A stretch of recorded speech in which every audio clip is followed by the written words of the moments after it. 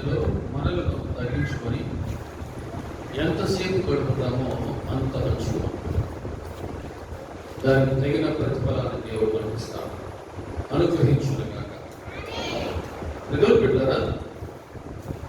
ఆయన సన్నిధికి వచ్చినప్పుడు ఖచ్చితంగా ఆయన తన చేతులు చాపి అందరినీ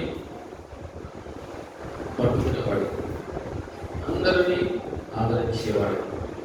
ఏ ఒక్కరిని కూడా ఆయన తోసివేసేవాడు మాత్రము కాదు. ఆయన ఎప్పుడు కూడా ఎదురు పెట్టారా ఆశగా మనకు చూస్తూ ఉంటాడు. దినమంతయు లోపడదలని ప్రజల వైపు ఆ చేతులు చాపి పిలుస్తున్నాను అంటాడు. ఎదురు పెట్టారా ఎప్పటికప్పుడు ఆయన తన చేతులు చాపి మనల్ని పిలుస్తూనే ఉంటాడు. అర్థం చేసుకొని గ్రహించిన వారు తండ్రిలో ఉన్నారు. ఆయన చేతులు మనకు ఏ విధంగా ఉపయోగపడతాయో మనం చూడాలి. మనం చదువుకున్న పుస్తకాల్లో ఒక శ్లోకం, ప్రార్థించే పెదవుల కన్నా సాయం చేసే చేతులు విన్నా. మానవ మనస్సు ఎప్పుడు ఒకే రకంగా ఉంటుంది. మనిషి యొక్క ఆలోచన విధానం ఎప్పుడు ఒకే రకంగా ఉంటుంది. అది మారుతూ ఉంటుంది. ఎందుకంటే మనిషి నిలకడగా ఉండే మనిషి మాత్రం. కానీ దేవుడు మార్పులేని దేవుడు. ఆయన నిన్న నేడు నిరంతరము ఏకరీతిగా ఉన్నవాడు. హల్లెలూయా. మార్పు లేనివాడు ఆయన. ఆయన ఎప్పుడు కూడా తన ప్రజలంటే ప్రేమ చూపించేవాడు కానీ కోపాన్ని చూపించేవాడు మాత్రం కాదు. ఆయనకు పేరు దీర్ఘశాంతుడు అని. హల్లెలూయా. దేవునికి కొన్న పేరు దీర్ఘశాంతుడు. ప్రపంచంలో ఆయనకి మించిన దీర్ఘశాంతుడు మరొకరు లేదు. ఇక మన లైఫ్ అంటావా, మనకి ఎప్పుడు కూడా పరిస్థితులు బాగుంటే ఒక రకంగా ఉంటావా, లేకపోతే మరొక రకంగా. అంటే అబ్బాయికి ఇప్పుడు ముక్కు మీద కోపం అంటే అంత త్వరగా మనకి సహనం నశించిపోతే కోపం వచ్చేస్తాం. కానీ దేవుడు బిడ్డలు మనం చూస్తున్నాం. చూడండి, అపొస్తలుల కార్యములు 4వ అధ్యాయంలో, అపొస్తలుల కార్యములు 4వ అధ్యాయము 30వ వచనం మనం చూస్తూ ఉన్నాము. రోగులను స్వస్థపరచుటకును నీ పరిశుద్ధ సేవకుడైన యేసు నామము ద్వారా సూచక క్రియలను మహత్కార్యములను చేయుటకు నీ చెయ్యి చాచి ఉండగా. చాలా వినండి, దేవుడు ఎందుకు చేతులు చాచి ఉన్నాడో, దేవుడు ఎందుకు తన చేతులు చాచి ఉన్నాడు, చాలా జాగ్రత్తగా ఉన్నారు. 30వ వచనం మనం చూస్తున్నాం. రోగులను స్వస్థపరచుటకు ఆయన తన చేతులను చాచి ఉన్నాడు. అలా చెప్పండి. మార్పు లేనివాడు ఆయన. ఆయన నిరంతరం ఏకరీతిగా ఉన్నవాడు. ప్రజోడుకుంటారా, ఆనాడు ఏ విధంగా ఉన్నాడో ఈనాడు అదే విధంగా ఉన్నవాడు ఆయన. ఆయన ఎప్పుడు కూడా ప్రజల పట్ల ప్రేమ చూపించాలి, కనికరం చూపించాలి అని ఎదురు చూస్తూ ఉండేవాడు కానీ కోపమును చూపించేవాడు మాత్రం కాదు. చాలా జాగ్రత్తగా ఉన్నారు. ఎందుకు ఆయన తన చేతులు చాచి ఉన్నాడు అంటే రోగులను స్వస్థపరచుటకు మహత్కార్యములు సూచక్రియలు చేయుటకు చేతులు చాచి ఉన్నాడు. అంటే ఆయన చేతులు స్వస్థపరిచే చేతులు. అలా చెప్పండి, స్వస్థపరిచే చేతులు. నువ్వు ఆయన సన్నిధికి వచ్చినప్పుడు, నువ్వు ఆయన ఆశ్రయించినప్పుడు ప్రయోజనపెట్టారా, నీవు నేను మనం అందరం కూడా అడగవలసింది ఏంటంటయ్యా, నన్ను తాకు, నన్ను స్వస్థపరచు, నన్ను స్వస్థపరచయ్యా. నీ చేతులు స్వస్థపరిచేవి కదా, నన్ను స్వస్థపరచు. ప్రయోజనపెట్టారా. ఇప్పుడు ఉన్న పరిస్థితులలో మనకి ఈ 12వ రోజు 11 రోజులు జరిగిన ప్రార్థన కోరికలో ఎక్కువ ప్రార్థన రిక్వెస్ట్ ఏమొచ్చాయంటే, మా ఆరోగ్యం కొరకు ప్రార్థన చేయండి, ఆర్థిక సమస్యలతో ఉన్నాం ప్రార్థన చేయండి. అంటే ఎక్కువగా ప్రతి కుటుంబాన్ని పట్టి పీడించేది ఈ రెండే. ఏంటివి? ఆరోగ్య సమస్యలు, ఆర్థిక సమస్యలు. ఇవి లేవు అనేవాడు వ్యక్తిగా కనపడడం. ప్రతి ఒక్కరికి ఆర్థిక సమస్యలు ఉన్నాయి, ప్రతి ఒక్కరికి ఆరోగ్య సమస్యలు ఉన్నాయి. దుష్టుడు అనేక రకాలుగా వాటిని అడ్డం పెట్టుకొని శోధిస్తూ ఉన్నాడు. వాడి పని అదే. ఈరోజు ఈ 11 రోజుల్లో మనం గమనించింది ఇదే: ఆర్థిక సమస్యలు, రెండవది ఆరోగ్య సమస్యలు. ఈరోజు మనము స్వస్థపరిచే దేవుని సన్నిధికి వచ్చి ఉన్నాము. అరువు చెప్పండి. ఆయన స్వస్థపరిచేవాడు. నమ్మని వాళ్ళైతే నమ్మవారికి సమస్తము సాధ్యమే. అంత గొప్ప విశ్వాసం మనలో ఉండాలి. యేసు ప్రభు వారు తన ఎదురుకు వచ్చిన రోగులతో ఎప్పుడు కూడా ఎక్కువగా తాను వాడే ఒక మాట తెలుసా? నీ విశ్వాసమే నిన్ను స్వస్థపరచును. అరువు చెప్పండి. మరి ఒక చోట ఒక ఆశ్చర్యకరమైన మాట ఏమిటంటే, నీ నమ్మిక చొప్పున నీకు కలుగుగాక అంటాడు. నీ నమ్మిక చొప్పున నీకు కలుగుగాక అంటాడు. ప్రజోత్తుల అంత స్వేచ్ఛను మనకి ఇచ్చాడు. రోగానికి మందు నీలో ఉంది అంటాడు. విశ్వాసం. నీలో ఉన్న ఆ ఔషధం పేరే ఏంటి? విశ్వాసం. స్వస్థపరిచే చేతులు ఎప్పుడు మనకి తోడుగా ఉన్నాయి. అలా చెప్పండి. ఆయన స్వస్థపరిచేవాడు. ఒక కుష్ఠరోగి యేసు ప్రభు ఎందుకు వచ్చి గట్టి కేక వేస్తాడు, నన్ను కనికరించయ్యా, నీకు ఇష్టమైతే నన్ను శుద్ధునిగా చేయటాడు. నీకు ఇష్టమైతే నన్ను శుద్ధునిగా చేయి అన్నప్పుడు యేసు ప్రభు వారు వారి చెంతకు చేరి తన చేతులతో వారిని ముట్టుకొని, నాకు ఇష్టమే శుద్ధుడు కమ్ము అంటాడు. సరే చెప్పండి. నాకు ఇష్టం వారిని తన చేతులతో పట్టుకొని, నాకు ఇష్టమే శుద్ధుడు కమ్ము. పిల్లరా, ఆయన చేతులు స్వస్థపరిచే చేతులు. మనలో మార్పు పొందారు కానీ ఆయన చేతుల్లో మార్పు లేదు. ఆయనలో మార్పు లేదు. నా ఇంటికి వచ్చి వారికి నేను ఎంత మాత్రమో త్రోసివేసేవాడి కాదు అన్నాడు ఆయన. ప్రజోత్తుడా, అంత గొప్ప విశ్వాసము మనలో ఉండుగాక. ఆయన సన్నిధికి వచ్చి మనం ప్రార్థన చేస్తూ ఉన్నామంటే వాక్యం సెలవిస్తుంది, విశ్వాసం లేకుండా దేవుడికి ఇష్టడై ఉండట అసాధ్యము. ఆయనకు వచ్చేవాడు తను ఉన్నాడని వెతుకు వారికి ఫలము దయచేయవాడని నమ్మవలెను కదా. నువ్వు దేవుని సన్నిధికి రావాలంటే నువ్వు అపనమ్మకంతో రావాలి. గుర్తుపెట్టుకునే మాట. నువ్వు దేవుని సన్నిధికి రావాలి అనుకుంటే నమ్మకంతో రా. చూద్దాం అని కాదు, నమ్మకంతో రా. ఇది స్వయంగా అంటున్నారు. విశ్వాసం లేకుండా ప్రయోజనరా ఆయనకి ఇష్టడై కూడా ఆయన ఉన్నాడు నమ్మాలి. తను వెతుకు వారికి ఫలము దయచేయవాడని నమ్మవలెను కదా. ఆ పుష్పాన్ని పట్టుకొని, నాకు ఇష్టమే నువ్వు శుద్ధుడు కమ్ము అన్నాడు. హల్లెలూయా. బిడ్డలారా, మనకి ఎంత రోగం ఉందో ఖచ్చితంగా దాన్ని జయించే అంత విశ్వాసం కూడా మనకు అవసరం. దాన్ని జయించే అంత విశ్వాసం కూడా అవసరమే. ఆయన ఉన్నాడు. ఆయన హస్తములు ఎప్పుడు మనకి దగ్గరగా ఉన్నాయి. మనం ఆయన సన్నిధికి వస్తూ ఉన్నాం. నన్ను స్వస్థపరుస్తాడు అని బిడ్డరా, నీవు అంత విశ్వాసంలో నీ హృదయంలో నింపుకొని ఆయన సన్నిధికి వస్తే నీవు స్వస్థపరచబడతావు. బట్టి కృప దేవుడు మనకు అనుగ్రహించును గాక. బిడ్డరా, స్వస్థపరిచే చేతులు ఆయనకి. స్వస్థపరిచే చేతులు. రెండోది మనం చూస్తున్నాం. చూడండి, యెషయా గ్రంథంలో బిడ్డరా 41వ అధ్యాయంలో ఆయన చేతులు ఎలాంటివో మనం చూస్తూ ఉన్నాం.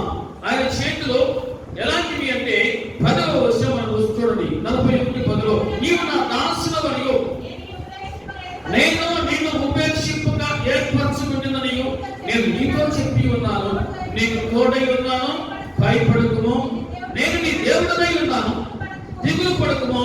నేను నిన్ను బలపరుతును, నీకు సహాయం చేయవాడును నేనే. నీతి అను నా దక్షిణ హస్తముతో నిన్ను ఆదుకొందును. ఆయన చేతులు ఎలాంటివంట?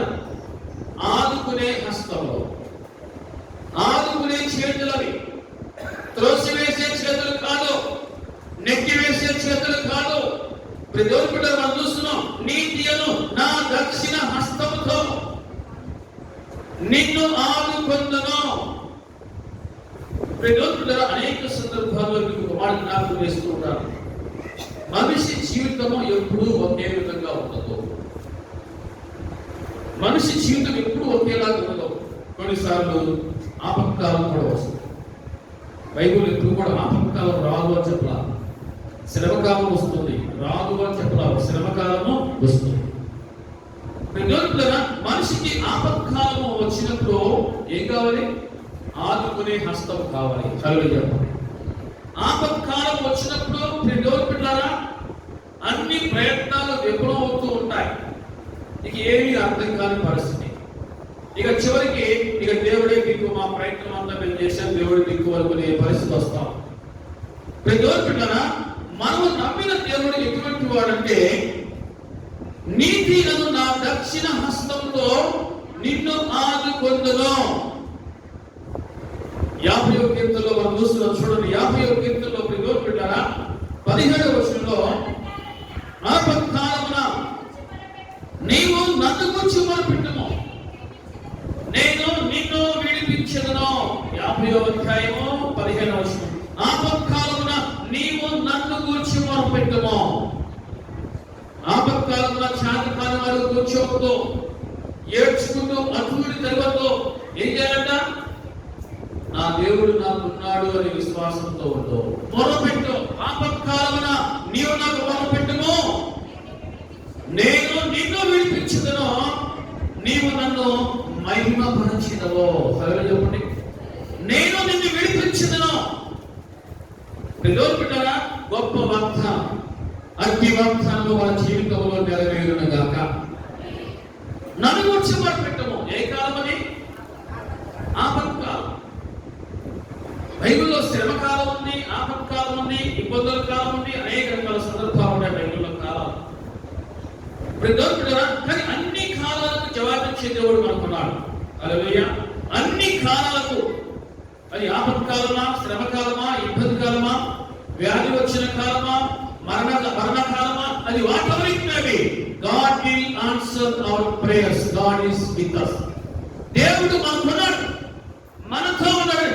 ధైర్యంతో మనము ప్రార్థన చేస్తూ ఉంటారు. మొరపెట్టుము, నేను నిన్ను విడిపించెదను. పిల్లరా మీకు ఎప్పుడు వాళ్ళు జ్ఞాపకం చేస్తూ ఉంటా. ఆయన అన్న మాటలు, నీ దేవుడు నీ భూవాలకు అసాధ్యమైనది ఏదైనా ఉందా? ఏదైనా ఉందా? 24:10 జ్ఞాపకం చేసుకున్నా. సామెతలు 24:10 ఉంది, శ్రమ దినమున. సామెతలు 24:10 శ్రమ దినమున నువ్వు కృంగిన ఎడల నువ్వు చేత కాని వాడవగదువో. శ్రమ దినమున కృంగిపోవద్దు. సహజంగా మనం శ్రమ వచ్చినప్పుడు ఏమవుతుంది? మా పరిస్థితి కృంగిపోతాం. శ్రమ దినం మనం కృంగిపోతాం. కానీ వాక్యం సెలవిస్తుంది, శ్రమ దినమున నువ్వు కృంగిపోతే నువ్వు చేత కాని వాడవగదువో. మరి ఏం చేయాలన్నా? మొరపెట్టుము, మొరపెట్టుము, నేను నిన్ను విడిపించెదను, నా దక్షిణ హస్తముతో నిన్ను ఆదుకొందును. హల్లెలూయా. నేను అతని శ్రమలో అతనికి తోడై ఉండెదను, అతనిని విడిపించి గొప్ప చేసేదను అంటాడు. నీతి అను నా దక్షిణ హస్తంతో. అంటే ఆయన హస్తం ఎటువంటిదండి? నీతి గల హస్తం. ఆ హస్తంలో ఎటువంటి పాపము లేదు. నీతి గల నా దక్షిణ హస్తముతో నేను నిన్ను ఆదుకుందును. ఆదుకునే దేవుడు మనకున్నాడు అనే ధైర్యంతో మనకు ముందుకు గాక. అన్ని సమయాల్లో, అన్ని పరిస్థితుల్లో మనం నేర్చుకోవలసింది, మనం చేయవలసింది ప్రార్థన. ప్రార్థన చేయి. నువ్వు ప్రార్థన చేస్తే నీకు ధైర్యం ఉంటుంది. ప్రార్థన చేస్తుంటే నువ్వు ధైర్యంతో నింపబడుతూ ఉంటావు. ప్రార్థన అది వెలితిగా ఉంటే నీ జీవితంలో, అది లోతుగా ఉంటే నీ జీవితంలో దాని స్థానంలో పిరికితనం వస్తుంది. పిరికితనం నీ గుండెలో నింపబడుతూ ఉంటుంది. దాన్ని జయించాలంటే ధైర్యంతోనే ఉండాలి. ధైర్యంతోనే ఉండాలంటే ప్రార్థన చేయి. నీతి గల నా దక్షిణ హస్తముతో నేను నిన్ను ఆదుకొందును. ఎటువంటి పరిస్థితి వచ్చినా ఆదుకునే దేవుడు ఆదుకునే ఆ దేవుని హస్తములు నాకు తోడుగా ఉన్నాయి అనేటువంటి ధైర్యంతో మనము ఉందముగాక. ప్రతి పరిస్థితిలో కూడా ఆయన ఇచ్చిన ప్రతి శ్రేష్టమైన వాగ్దానం మన జీవితంలో విలువైతే నీకు విరోధంగా రూపొందించబడి ఏ ఆయుధము వర్ధిల్లదు. ఎందుకు? ఆయన మనకు ఉన్నాడు, ఆయన మనతో ఉన్నాడు. ఆయన మనతో ఉన్నాడు. ఆయన నీతిగా దక్షిణ హస్తంతో మనల్ని ఆదుకోవడానికి ఆయన ఎప్పుడూ మనకు అందుబాటులో ఉంటాడు. మనం దేవునికి అందుబాటులో రావాలి. మనం అందుబాటులోకి వచ్చినప్పుడు మనం అన్ని కోరుకుంటాం. నువ్వు దేవునికి దూరంగా ఉంటే దేవుడు దావీదు తన కుమారుడు సొలొమోనుతో మాట్లాడుతూ, నాయనా నా కుమారుడు సొలొమోను, నీవు దేవుని యందు ఎప్పుడు కూడా భయభక్తులు కలిగి ఉండు. నీవు దేవుని కనుక విసర్జిస్తే దేవుడు నిన్ను విసర్జిస్తాడు, జాగ్రత్త అంటాడు. నువ్వు దేవుడిని కనుక విసర్జిస్తే, నువ్వు విడిచిపెడితే, దేవుడితో లేకపోతే ఆయన నిన్ను విసర్జిస్తాడు. విసర్జిస్తే మన పరిస్థితి ఏంటి? ఆయన మనం విడిచిపెడితే మన పరిస్థితి ఏంటి? కాబట్టి మనము ఎప్పుడు కూడా దేవుని విడిచిపెట్టకుండా ఆయన అంటి పెట్టుకుని ఉండాలి. అంటి పెట్టుకుని ఉండాలి. ఇప్పుడు దొరుకుతున్న వాక్యం సెలవిస్తుంది, నిన్ను విడువను ఎడబాయను. నమ్మదగిన వాడు, మాట ఇచ్చినవాడు, నెరవేర్చడానికి సమర్థుడు ఆయన. దొరుకుతారా? మనము దేవునికి సమీపస్తులుగా ఉంటే మనకుండే ధైర్యం వేరే, మనకు ఉండే నిబ్బరం వేరే. నువ్వు ప్రార్థన చేయడం మారినప్పుడే నీకు పీడితనము ఆవహించింది. గుర్తుపెట్టి మాట. భయగ్రస్తులు అవుతావు, భయగ్రస్తులలో అవుతావు. ప్రార్థన చేయి. ఎటువంటి పరిస్థితులైనా నువ్వు ఎదుర్కొంటావు. అలా చెప్పండి. చూడండి, 45వ అధ్యాయంలో ఎస్తేరు గ్రంథంలో దొరుకుతారా? 45వ అధ్యాయంలో ఆయన హస్తములు మనల్ని ఆదుకుంటాయి. ఆయన హస్తములు మనల్ని స్వస్థపరుస్తాయి. 1వ వచనం, అతని పక్షమున జనములను జయించుటకు నేను అతని కుడి చేతిని పట్టుకొని ఉన్నాను. అలా చెప్పండి. కొన్ని సందర్భంలో జీవితంలో ఓడిపోయే పరిస్థితి, జీవితంలో నలిగిపోయే పరిస్థితి, జీవితంలో చితికిపోయే పరిస్థితి ఇవి వస్తూ ఉంటాయి. గుర్తుపెట్టుకునే మాట. ప్రజోత్తులరా, దేవుడు ఇస్తున్న వాగ్దానం తెలుసా? జనములను జయించుటకు నేను అతని కుడి చేతిని పట్టుకొని ఉన్నాను. దేవుడు మనల్ని తన హస్తాలతో పట్టుకున్నాడు, తన చేతులతో ఆయన పట్టుకున్నాడు.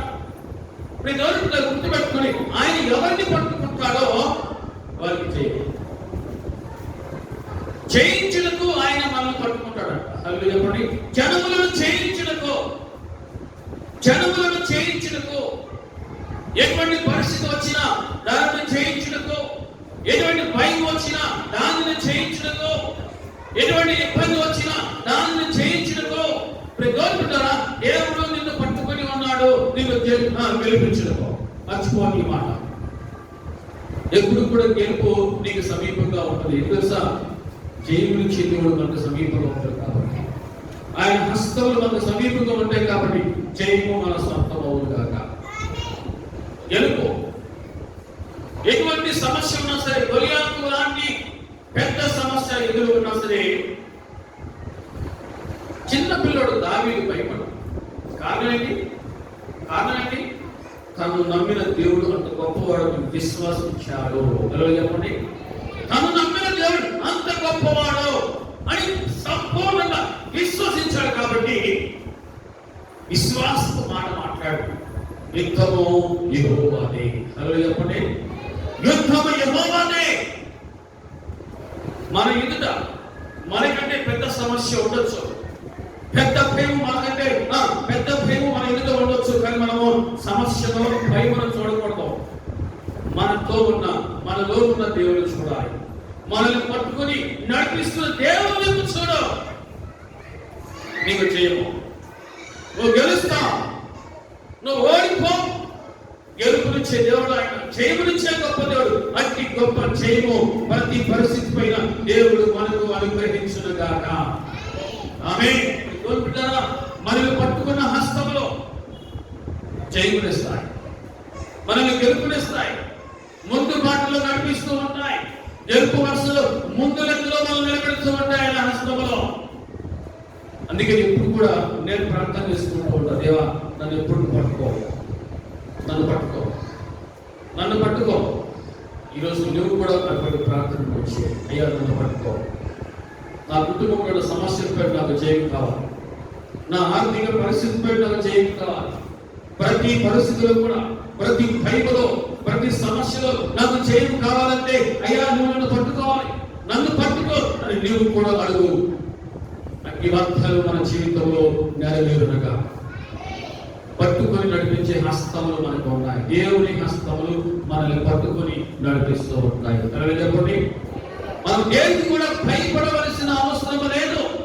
దేవుని హస్తములు మనకి తోడుగా ఉన్నాయి, మనల్ని పట్టుకొని నడిపిస్తూ ఉంటాయి, గెలుపుబాటులో మనల్ని ముందుకు నడిపిస్తూ ఉంటాయి. నమ్మటని వల్ల అయితే నమ్మవారికి సమస్తమును. చూడండి, లూకా సువార్తలో ప్రియమైన బిడ్డలారా 9వ అధ్యాయంలో మనం చూస్తూ ఉన్నాం, ఆయన హస్తములు ఎటువంటివో చూస్తూ ఉన్నాం. 9వ అధ్యాయము 16వ వచనం. 5 రొట్టెలను 2 చేపలను ఎత్తుకొని ఆకాశములకు కన్ను ఎత్తి వాటిని ఆశీర్వదించి విరిచి, చాలు, ఆయన చేతులు దీవించే చేతులు. తెలుగు చెప్పండి, దీవించే చేతులు, దీవించే చేతులు ఆయన చేతిలో. యేసు ప్రభువు 40 తారీఖుగా ఈ లోకంలో ఉన్నప్పుడు ఒకనొక ప్రాంతంలో ఆయన బోధ చేస్తూ ఉంటే 3 దినాలు ప్రజలందరూ కూడా తింటం మర్చిపోయారు. 3 దినాలు తింటం మర్చిపోయారు. ఆయన మాటలు వింటూ గడుపుతూ ఉన్నారు, ఆకలి మర్చిపోయారు. ఆయన మాటలనే వారు ఆహారంగా పూజిస్తూ ఉన్నారు. అలా చెప్పండి, ఇది ఈ ఇన్సిడెంట్ మొత్తంలో చదువుకున్న తర్వాత మీకు అర్థమవుతూ ఉంటుంది. మనం చాలాసార్లు చదివాం, కానీ ఇందులో మనం నేర్చుకోవాల్సింది ఆయన మాటలనే మనం ఆహారంగా భుజించడం నేర్చుకోవాలి. ఆ విధంగా వారు 3 రోజులు ఆయన మాటలు వింటూ సమయాన్ని మర్చిపోయారు, రోజులు మర్చిపోయారు. 3 రోజులు అయిన తర్వాత యేసు ప్రభువు వారి గురించి ఆలోచన చేసి వారిని ఇంటికి పంపిస్తే ఇప్పుడు మార్గ మధ్యలో సమస్యలు పడిపోతారేమో అని ఆలోచన చేసి తన శిష్యులు పిలిచి మీరే వారికి ఆహారం పెట్టండి అన్నారు. అలాగే చెప్పండి, మీరే వారికి ఆహారం పెట్టండి అంటే శిష్యులు ఒకసారి ఉలిక్కి పడ్డారు. ఏంటి ప్రభా, ఇది పట్టణం అనుకున్నావా? మనం ఉంది అరణ్యంలో, ఈ అరణ్యంలో ఇంతమందికి మనం ఆహారం ఎక్కడి నుంచి తీసుకుని రాగలం, ఎంతమందికి మనం పెట్టగలమనేసి వాళ్ళు అంటే, ఒక చిన్న పిల్లోడు, ఒక చిన్న పిల్లోడు ఎప్పుడైతే మీరే వారికి ఆహారం పెట్టండి అని అన్నాడో ఆ మాట ఆ చిన్న పిల్లోడు విని, ప్రభా నా దగ్గర 5 రొట్టెలు 2 చేపలు ఉన్నాయి అన్నాడు. అలా చెప్పండి, నా దగ్గర 5 రొట్టెలు 2 చేపలు ఉన్నాయి ప్రభా. 3 రోజులు ఆయన బోధ ఉన్నారు, కానీ శిష్యులకు తగినంత విశ్వాసం లేదు. కొంతమంది తింటారు కానీ విశ్వాసాన్ని మాత్రం కలిగి ఉండలేదు. కానీ ఆ పిల్లాడు ఎప్పుడైతే మీరే వారికి ఆహారం పెట్టండి అన్నాడు, ఆ మాట విన్న ఆ పిల్లోడు, ప్రభువా నా దగ్గర 5 రొట్టెలు 2 చేపలు ఉన్నాయి. సహజంగా మీరు పిల్లలు తీసుకొస్తారు కదా, చర్చికి పిల్లలు తీసుకొస్తున్నప్పుడు వారు ఆడకుండా వాళ్ళు మీరు ఏం చేస్తారు, తలలో బిస్కెట్ ప్యాకెట్లో కదా ఏదో సంథింగ్ స్పెషల్ వారికి తీసుకొచ్చి తింటూ కాపు కూర్చునే విధంగా వారికి మీరు ఏర్పాట్లు చేస్తారు. అట్లాగే ఆ రోజు ఆ పిల్లోడికి వాళ్ళమ్మ వాళ్ళకున్న ఆహారం 5 రొట్టెలు చేపలు, వాళ్ళమ్మ ఆ పిల్లోడికి 5 రొట్టెలు 2 చేపలు పెట్టి పంపించినప్పుడు ఆ పిల్లోడు కూడా ఆయన మాటలు విని తింటూ మర్చిపోయాడు. అలా చెప్పండి, అట్లా మీరు కూడా మీ పిల్లలకు నేర్పించుకోరు కాదు. అలా చెప్పండి, నేర్పించండి. దేవుని సన్నిధికి వచ్చినప్పుడు ఆయన మాటలు వినడం నేర్పించండి. ఇదే మీరు అలవాటు చేస్తే ఇదే అలవాటు అయిపోతుంది. ఏది ప్రాంతానికి వచ్చిన తర్వాత బిస్కెట్ ప్యాకెట్లు, అదే చాక్లెట్ ప్యాకెట్లు, లేకపోతే ఇంకా సంథింగ్ ఏదో మీకు కలిగి దిగుచి పెడతారు. వారు తింటూ అలా కూర్చుంటారు, వారి మైండ్లోకి ఒక్క మాట కూడా పోవాలి. మీరు కూడా వాక్యంలో వినండి అని ఇప్పటి నుంచి వారికి నేర్పించుదురు గాక. ఆ పిల్లోడు ప్రభా నా దగ్గర 5 రొట్టెలు 2 చిన్న చేపలు ఉన్నాయి ప్రభా అంటే యేసు ప్రభు అన్నారు వాటిని నా ఎదురు తీసుకున్నాను. వెంటనే ఆ పిల్లోడు తీసుకెళ్ళి ఆయన చేతుల్లో పెట్టాడు. అలాగే చెప్పండి, ఆయన చేతుల్లో పెట్టాడు. అనుకోవచ్చుగా నేను పెట్టడం అనుకుంది, నేను పెట్టడం అనుకోవచ్చుగా, నాకుంది నేను పెట్టడం అనుకోవచ్చు కదా. కానీ ఆ పిల్లోడు కూడా అట్లా ఎంత విశ్వాసం చూడండి. హల్లెలూయా. మాటలు ఎవరైతే ఆసక్తిగా శ్రద్ధగా ఉంటారో అంత విశ్వాసంతో నింపబడతారు. పిల్లలు కావచ్చు, ఎవరస్తులు కావచ్చు, వృద్ధులు కావచ్చు, ఆసక్తిగా శ్రద్ధగా ఉండాలి. మాట దేవుని మాటలు వినటం వలన విశ్వాసం కలుగుతుంది. ఆ పిల్లలు కూడా విశ్వాసం శిష్యులకు లేదు, పేరు కేవలం శిష్యులు విన్నారు కానీ వారిలో అంత విశ్వాసం. ప్రభా మమ్మల్ని పెట్టమంటారేంటి, ఇంతమందికి మేము ఎక్కడో తీసుకొచ్చి పెట్టాం అన్నారు. కానీ దీని వెనుక ఏదో మంది ఆంతర్యం అని తెలుసుకోవడం కోసం కూడా వాళ్ళు ప్రయత్నం చేయాలి. కానీ ఆ పిల్లోడుకున్నంత విశ్వాసము, ఆ పిల్లోడుకున్నంత జ్ఞానం కూడా వీరికి లేకపోయింది. ఈ రోజు నువ్వు ఏ స్టేజ్లో ఉందో ఆలోచించే. ఆ పిల్లోడుకున్న 5 రొట్టెలు 2 చేపలు తీసుకొచ్చి ఆయన చేతిలో పెట్టాడు. ఆయన చేతులకు వెళ్ళిన 5 రొట్టెలు ఆ 2 చేపలు ఏమైనాయి? ఆశీర్వదించబడ్డాయి. హల్లెలూయా చెప్పండి, ఆశీర్వదించబడ్డాయి. ఆశీర్వదించే చేతుల్లో నీకున్నది నువ్వు పెట్టు, సమస్తములు దీవించబడతాయి. నీకున్న సమస్తము దీవించబడుతుంది. నువ్వు దాచిపెట్టుకున్నావో నీకు 5 రొట్టెలు 2 చేపలు మిగులుతుంది పెట్టుకో. ఆ పిల్లోడు తనకున్నది తీసుకొచ్చి ఆయన చేతుల్లో పెడితే ఆయన వాటిని ఆశీర్వదించి విరిచి, మనం చూస్తున్నాం, విరిచి జన సమూహములకు వడ్డించడానికి శిష్యులకు ఇచ్చాడు. ఆయన చేతులకి వెళితే ఏదైనా దీవించబడింది. ఆయన చేతులకి వెళితే ఏదైనా దీవించబడింది. దాచిపెట్టుకోవద్దు.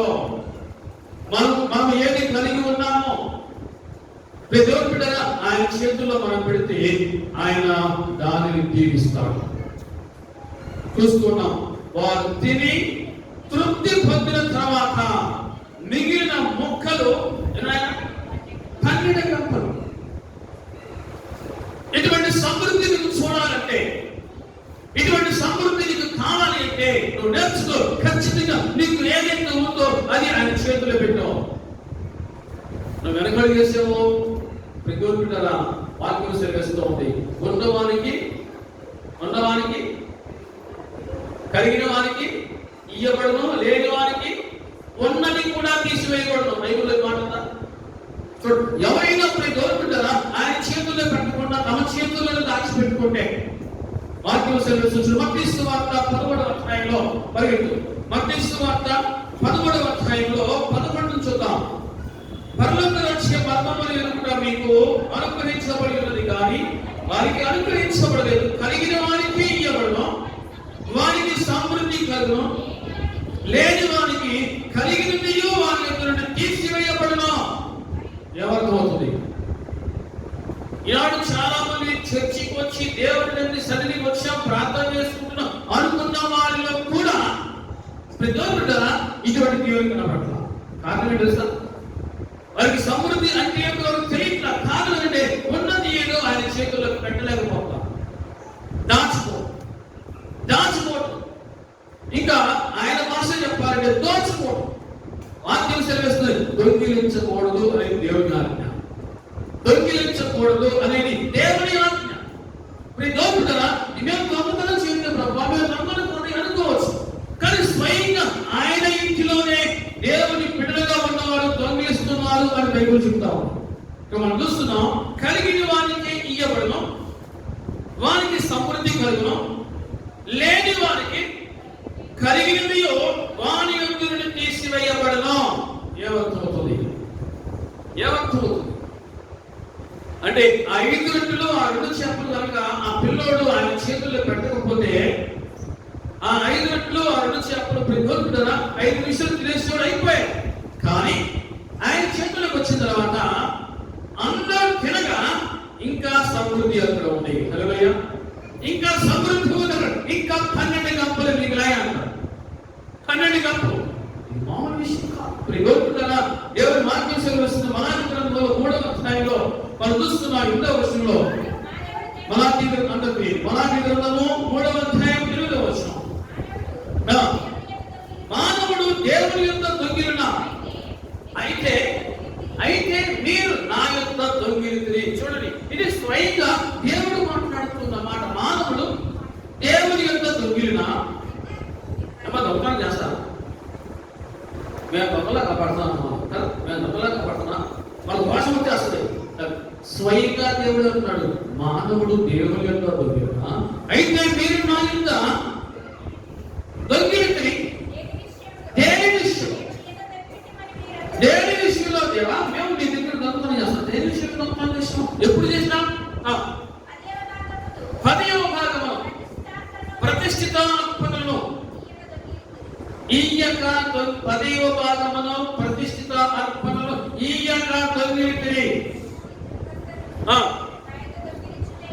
అక్కడేమవుతామా? దొంగిలించితిరి అనదా? కంటిన్యూస్ ప్రాసెస్ అంటే దొంగతనం చేస్తూనే ఉన్నారంట. అందుకే వారి జీవితంలో సమృద్ధి లేదు. గుర్తుపెట్టుకోండి, మాట పుచ్చుకునే వాళ్ళు బాగా తీవ్రంగా పుచ్చుకున్నారు. దొంగిలించునే ఉన్నా కంటిన్యూస్ గా. కనుక వారి జీవితంలో తర్వాత ఏముంది? దేవుని సొమ్ము దేవునికి ఇయ్యకపోతే ఇక్కడేముందట? శాపగ్రస్తులుగా ఉంటారు. దేవుని సన్నిధికి వచ్చి కూడా శాపగ్రస్తులుగా ఉన్నారు అంటే వినండి, బయట ఉన్నవాడు శాపగ్రస్తులుగా ఉన్నాడని అసలు పెద్ద విషయం కాదు. కానీ దేవుని సన్నిధికి వచ్చి కూడా శాపగ్రస్తమైన జీవితాన్ని కలిగి ఉన్నారు అంటే కారణం దేవుని దగ్గర దొంగతనం చేయడం. దేవుని దగ్గర దొంగతనం చేయడం, దేవుని సొమ్ము దేవునికి కూడా ఆయన చేతిలో పెట్టుకోవడం అంటే మనకి సమృద్ధి ఉండకపోగా ఉన్నది కూడా తీసుకేస్తా అంటాడు దేవుడు. మరి ఒక సందర్భంలో మనం చూస్తే మీ జేబు చెల్లి పెడతా అంటాడు దేవుడు. బైబిల్ ఏమాటదా? అబ్బాయి 1వ అధ్యాయంలో 5వ వచనం ఏమాటండి? నేను నా పనివాడు కష్టం చేసి జీతం సంపాదించుకుని నా జేబులో చిరిగిపోయిన జేబులో వేసుకున్నట్టుగా ఉంటుంది. చిరిగిపోయిన జేబులో కదా నువ్వు దీవించే దేవుని సన్నిధికి వచ్చి కూడా నీవు దీవుని పొందుకోలేని స్థితిలో ఉన్నావు అనే కారణము ఇదే పెద్ద అడ్డుపడ్డ. ఏది? దేవుని సొమ్ము దేవునికి ఇవ్వకపోవడం. దేవుని సొమ్ము దేవునికి ఇవ్వకపోవడమే సమృద్ధికి వ్యతిరేకమా? లేదు, దరిద్రం. అందుకని వాక్యం స్వయంగా ఇక్కడ వేసుకోబడుతున్నారు. కలిగిన వారికి ఇయ్యబడను, లేని వారికి ఉన్నది కూడా తీసివేయబడు. గుర్తుపెట్టుకోండి మాట. హల్లెలూయా. నువ్వు ఇచ్చి చూడలు పాట పాడతావు, నీ ఘనము అని పాడతావు. ఎంతసేపు నీ అని కానీ నా అనే మాట మాట్లాడతావు. అర్థమవుతుందో చెప్పండి. హల్లెలూయా. దేవుడు నీ జేబుకు చిల్లి పెట్టకుండా చూసుకో. ఆయన చిల్లు పెట్టాడో దాన్ని ఎవరు కొట్టలేదు. దాన్ని ఎవరు కూడా కొట్టలేరు, పొడ్చలేరు. వాక్యం సెలవిస్తుంది, ఆ పిల్లోడు 5 రొట్టెల్ని 2 చేపల్ని ఇదే కదా ఉంది అని అనుకోకుండా తీసుకొచ్చి ఆయన చేతుల్లో పెడితే దానిని ఆయన ఆశీర్వదించిన రీతిగా నీవు కనుక తీసుకొచ్చి ఆయన చేతుల్లో పెడితే దేవుడు నీకు ఇచ్చిన దాన్ని ప్రభు సమృద్ధిగా దేవుడు దీవిస్తాడు. ప్రభు ఎప్పుడు కూడా నమ్మదగిన వాడే. ప్రభు నమ్మదగిన వాడు. మనము కూడా ఆయన సన్నిధిలో నమ్మదగిన వారిలో ఉండాలి, దొంగలుగా ఉండకూడదు. దేవుని సన్నిధికి వచ్చి కూడా దొంగలు అనేటువంటి ముద్ర దేవుని చేత వేయించుకోకుండా ఆత్మ సంబంధులు దేవుని సంబంధులు అనే ముద్ర వేయించుకుందరు కాక. ఆమె దొంగలించునే ఉన్నారు అని స్వయంగా దేవుడు అంటాడు. ఒకవేళ మీరు చూడండి 3వ అధ్యాయం మలాకీ 3వ అధ్యాయంలో 9-10 వచనాలు. మీరు ఈ విధంగా చేసి నన్ను శోధిస్తే, నన్ను అడిగితే ఆకాశపు వాక్యంలో విప్పి పట్టచాలనంతా విస్తారమైన దీవులను కొమ్మరించెదను. చెప్పండి. పట్టచాలనంత విస్తారమైన దీవులలో కొమ్మరించెదను. దేవుని పాలన మన భాగం కూడా సరిపోక దేవుని భాగములు కూడా మనం వాడుకునే పరిస్థితి వస్తుందని అది కూడా జరుగుతుంది. ప్రసంగి గ్రంథంలో ప్రతిబింబ మనం చూస్తున్నాం. ప్రసంగి గ్రంథంలో దేవుని వాక్యము సెలవిస్తూ ఉంది. 5వ అధ్యాయంలో ప్రసంగి గ్రంథము 5వ అధ్యాయం చూస్తారా, దేవుని వాక్యం ఎప్పుడు కూడా మనతో మాట్లాడుతూనే ఉంటుంది. మాట్లాడుతూ ఉన్నప్పుడు మనలో మన భక్తిలో ఉన్న లోపాలను మనం సరి చేసుకుంటే మనం ధన్యులు అవుతాం. వాటిని చూద్దాం.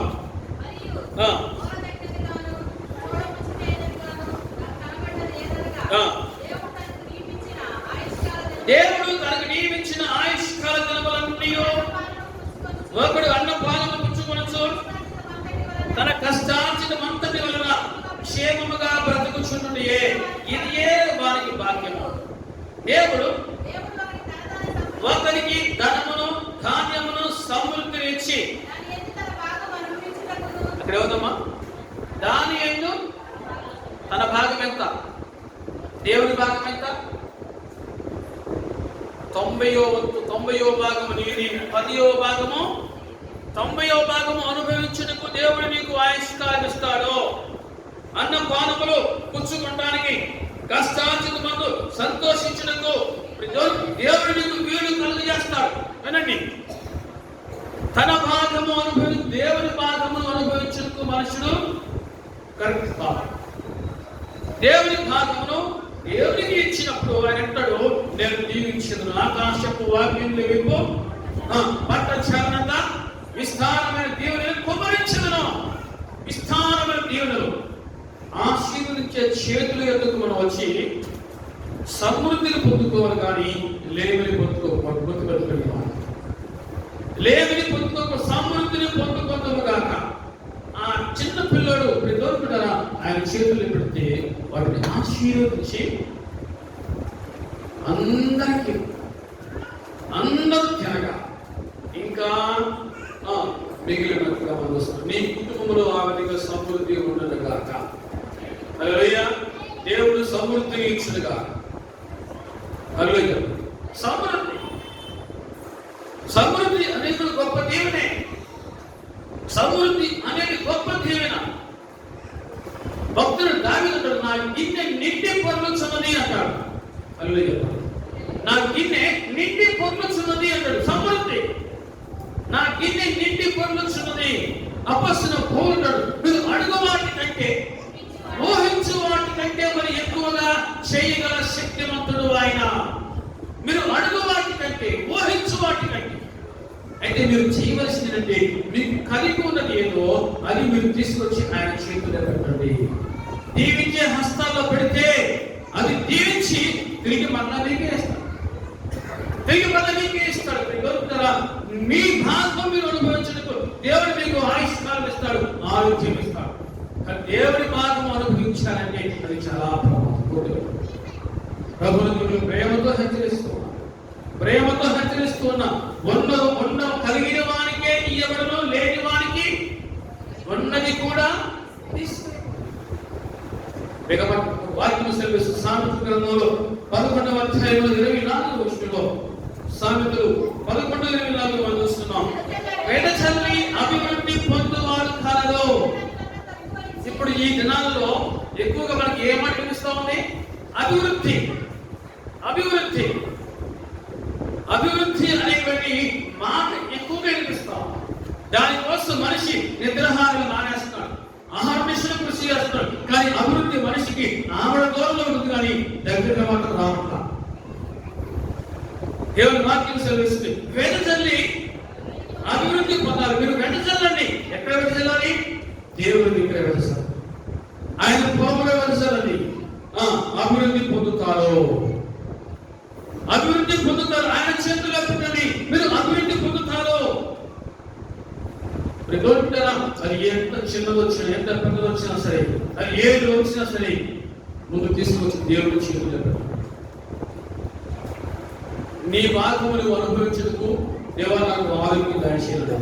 దేవుడి భాగము అనుభవించడం కోసం ప్రయత్నిస్తే దేవుడు దానిని బైబిల్ చెబుతా ఉంది, నీవు తినే ఆహారము నువ్వు త్రాగే పానీయము నీకు గురిగా ఉంటుంది అంటాడు దేవుడు.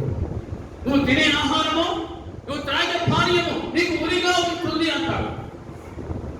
అర్థమవుతుంది అన్నవారు చెప్పండి. హల్లెలూయా. ఆయన చేతులే పట్టండి, ఆయన చేతులే పట్టండి. 5 రొట్టెల్ని 2 చేపల్ని 5,000 మంది తిన్నారు. ఎంత సమృద్ధి! ఆయన చేతుల్లో మనం పెడితే మన కుటుంబాలు ఎప్పుడు కూడా అంత సమృద్ధిగా ఉంటుంది. హల్లెలూయా చెప్పండి. నిండు కొండగా పొర్లుతూ ఉండునుగాక. హల్లెలూయా. నమ్మిన వారు దీన్ని స్వతంత్రించుకోదురు కాక. ఎంత చెప్తారు అనుకుంటే ఎవరు బాగు చేయాలి, దాని వారికి ఎవరు కూడా బాగు చేయాలి. స్వయం దేవుడు అంటారు, నమ్ముతండి వాళ్ళైతే నమ్మవానికి సమస్తము సాధ్యం. దేవుడికి మనం చూస్తున్నాం, ఆయన చేతులే పెట్టు. ఆయన చేతులు స్వస్థపరిచే చేతులు, ఆయన చేతులు ఆదుకునే చేతులు, ఆయన చేతులు దీవించే చేతులు. అంత మహాగొప్ప దేవుని మనం వచ్చాం. ఆ మహాదేవుని హస్తములు మనందరికీ తోడుగా ఉన్నాయి. ప్రార్థన చేసుకుందాం, ప్రార్థన చేసుకుందాం, ప్రార్థన చేసుకుందాం. స్వస్థపరిచే చేతులనేవి, స్వస్థపరిచే చేతులనేవి, ఆదుకునే చేతులనేవి, ఆదుకునే చేతులనేవి. తెలుగు బిడ్డరా, సమృద్ధిగా ఆశీర్వదించే చేతులనేవి. అటువంటి హస్తాలు నీ కొరకు చదవబడి ఉన్నాయి. తన చేతులు చాచి పిలుస్తూ ఉన్నాడు,